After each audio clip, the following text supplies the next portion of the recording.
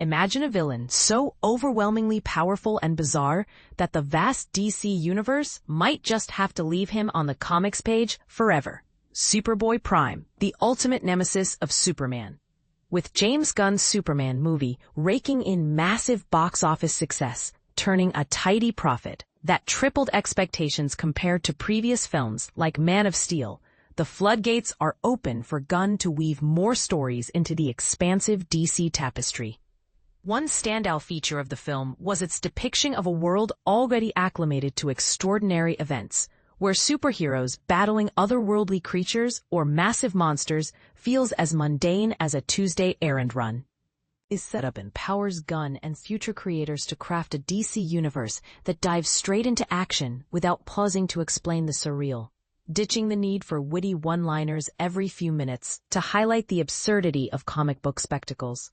And this is the part most people miss: how Gunn and Peter Safran have brilliantly sculpted the DC universe as a distinct realm from the Marvel Cinematic Universe, one that wholeheartedly welcomes eccentric ideas and characters.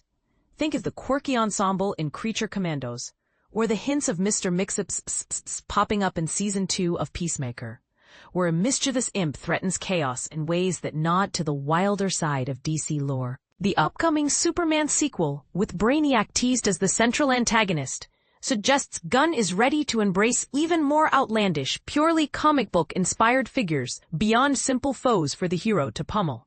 But here's where it gets controversial. Despite this shift, some characters are likely doomed to remain cinematic exiles. Enter Superboy-Prime, Superman's mightiest adversary, and arguably one of the most peculiar and intricate origin tales in contemporary storytelling. Introduced in the 1985 issue of DC Comics Presents amid the epic Crisis on Infinite Earths crossover, Superboy-Prime hails from Earth Prime, a version of our real world where Superman exists only as a fictional icon in comic books, and DC Comics operates as an ordinary publishing house.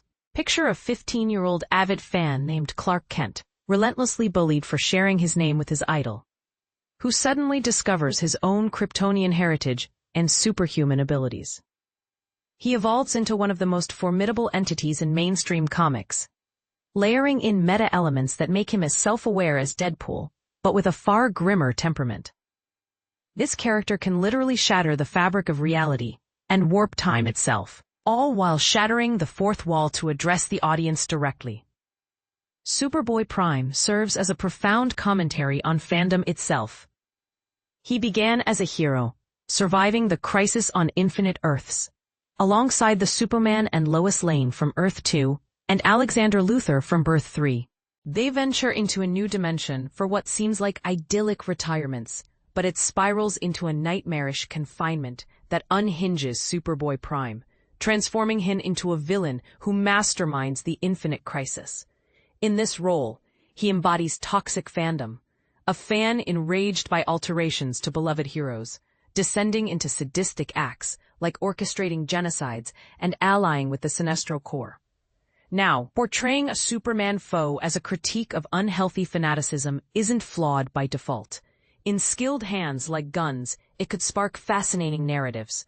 However, the real hurdle lies in adaptation. A film would inevitably streamline his motivations and history, stripping away the profound tragedy that defines him. To truly grasp this, consider that Superboy-Prime was initially crafted as the antithesis of a toxic fan.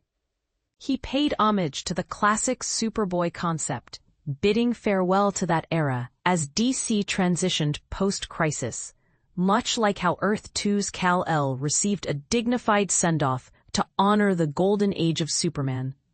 Moreover, he symbolized the readers, the very fans who cherish a final escapade with their cherished heroes, leaping into the comic pages to embody figures like Superman.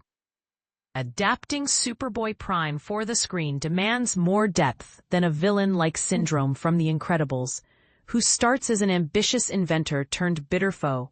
Instead, it must begin as the epitome of fan indulgence, a literal power fantasy for enthusiasts that gradually sours into something sinister, birthing a supervillain unlike any other.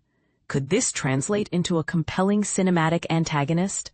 Potentially, yes, but only through substantial alterations and simplifications to render his complexities accessible to casual moviegoers in a single runtime. This raises a provocative point. Is it worth diluting such a layered character for blockbuster appeal? Or does his intricate meta-nature make him a risky bet for mainstream success? What do you think? Should Superboy-Prime break into Hollywood, or is his depth too daunting for the silver screen? Do you see value in exploring toxic fandom through superheroes? Or does it risk alienating audiences? Share your opinions and debates in the comments below.